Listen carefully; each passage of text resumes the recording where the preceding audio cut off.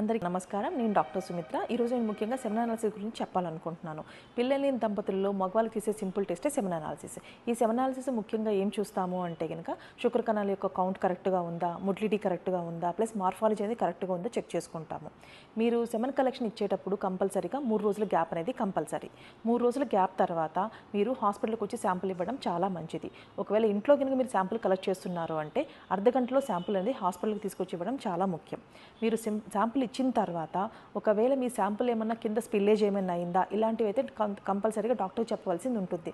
మీకు శాంపుల్ తక్కువగా వచ్చింది అంటే మేము ఒకవేళ స్పిల్లేజ్ ఏమైనా అయిందా, లేదంటే ఏమైనా అబ్స్ట్రక్టివ్ అజోస్పర్మియా అంటారు. అంటే మనకు బయటికి వచ్చే శుక్రకణాలు ప్రొడ్యూస్ అయ్యే సైట్ నుంచి బయటకు వచ్చే దగ్గర ఏమైనా అడ్డంకులు ఉండి మనకు సెమెన్ అనేది తక్కువగా వచ్చిందని చెక్ చేసుకోవాల్సింది ఉంటుంది.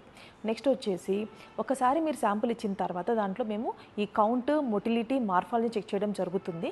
ఒక శాంపుల్లో కినక మనకు కౌంట్, మొటిలిటీ, మార్ఫాలజీ తక్కువ ఉంటే మనం వెంటనే భయపడాల్సిన అవసరం అయితే లేదు. మేము ముఖ్యంగా ఏం చెక్ చేస్తాము అంటే పేషెంట్స్ని కొన్ని క్వశ్చన్స్ అడగడం జరుగుతుంది. మీకు 3 days గ్యాప్ ఉందా లేదా, శాంపుల్ ఏమైనా స్పిల్లేజ్ అయిందా లేదా, ప్లస్ మీరు తీసుకొచ్చిన వితిన్ టైంలో మనం హాస్పిటల్లో శాంపుల్ ఇచ్చామా లేదా, ఇలాంటివన్నీ చెక్ చేసుకుంటాము. ఒకవేళ మీ కౌంట్, మొటిలిటీ తక్కువ ఉన్నాయి అంటే కనుక మీకు కొన్ని యాంటీ ఆక్సిడెంట్స్ అనే ట్యాబ్లెట్స్ ఇచ్చేసి మిమ్మల్ని ఒక 1 month తర్వాత మళ్ళీ రీచెక్ చేయడం అనేది జరుగుతుంది.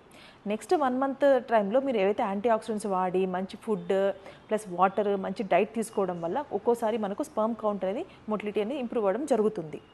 ఒకవేళ గినక మీకు అప్పుడు కూడా మీకు శాంపుల్లో కౌంట్, మొటిలిటీ తక్కువ ఉన్నాయంటే దాన్ని మేము సెంట్రిఫ్యూజ్ చేసి దాన్ని పెల్లెట్లో ఎగ్జామిన్ చేయడం జరుగుతుంది. ఒక్కొక్కసారి మనకు మామూలుగా చూసినప్పుడు కనిపించకపోయినా సెంట్రిఫ్యూజ్లో కూడా కనిపించే అవకాశం ఉంటుంది. అలాంటి కేసెస్లో ఆ స్పర్మ్స్ని మనము ప్రెగ్నెన్సీ కోసం వాడుకోవడం జరుగుతుంది. మీకు గినక ఒకవేళ అప్పుడు కూడా కౌంట్ అనేది తక్కువగా ఉంది అంటే కొన్ని బ్లడ్ టెస్ట్ చేయడం జరుగుతుంది. ఈ బ్లడ్ టెస్ట్లో మెయిన్గా ఏం చూస్తామంటే సీరం FSH చూస్తాము, ప్లస్ సీరం టెస్టోస్టెరాన్ లెవెల్స్ చూస్తాము. దీన్ని బట్టి మీకు అబ్స్ట్రక్టివ్ ఎజోస్పర్మియానా, నాన్ అబ్స్ట్రక్టివ్ ఎజోస్పర్మియా అనేది మనము తెలుసుకోగలుగుతాము. If it is obstructive azoospermia మనము టీజా ద్వారా కానీ పీజా ద్వారా కానీ మనము చిన్న నీడిల్ ద్వారా మీ బీజాల నుంచి శుక్రకణాలు కలెక్ట్ చేసుకొని మనకు ప్రెగ్నెన్సీ తెచ్చుకునే అవకాశం అనేది ఉంటుంది. ఒకవేళ నాన్ అబ్స్ట్రక్టివ్ ఎజోస్పర్మియా అంటే మన బాడీలో హార్మోన్స్ ఇంబ్యాలెన్స్ వల్ల అసలు శుక్రకణాల ప్రొడక్షనే జరగదు. ఇలాంటప్పుడు ఏం చేస్తాము అంటే కనుక అలాంటి వాళ్ళకి మైక్రోటీజీ అనే టెస్ట్, మైక్రోటీజీ అనే ప్రొసీజర్ ద్వారా స్పర్మ్స్ అనేది కలెక్ట్ చేయడం జరుగుతుంది.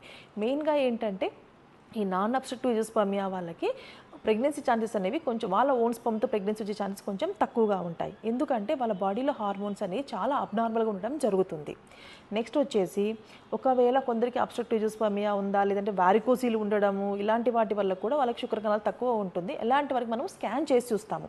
ఈ స్కానింగ్లో మీకు ఏమైనా grade 3, grade 4 వారికోసీలు ఉన్నదంటే కనుక అలాంటి వాళ్ళకి సర్జరీ చేస్తే చాలా ఇంప్రూవ్మెంట్ వచ్చే అవకాశం అనేది ఉంటుంది. సో ఒక్కసారి శాంపుల్ ఇచ్చిన తర్వాత వాల్యూ తక్కువ ఉందని చింతించాల్సిన అవసరం అయితే లేదు. మనం 1 month మెడిసిన్ వాడేసి ఇంకొక 1 month గ్యాప్ తర్వాత మనం టెస్ట్ చేసుకోవడం చాలా ముఖ్యం. కొందరికి హార్మోన్స్ ఇంబ్యాలెన్స్ ఉంటే, ఫర్ ఎగ్జాంపుల్ హైపోగొండోట్రోపిక్, హైపోగొనాడిజం, వీళ్ళకి కొంచెం హార్మోన్స్ అనేవి తక్కువగా ఉంటాయి. ఇలాంటి వాళ్ళకి కొన్ని ఇంజెక్షన్స్ ఇవ్వడం వల్ల స్పర్మ్ కౌంట్ ఇంప్రూవ్ అవ్వడం జరుగుతుంది. మరిన్ని వివరాల కోసం మీరు తప్పనిసరిగా సంప్రదించండి Gayatri fertility centre, Proddatur. Thank you.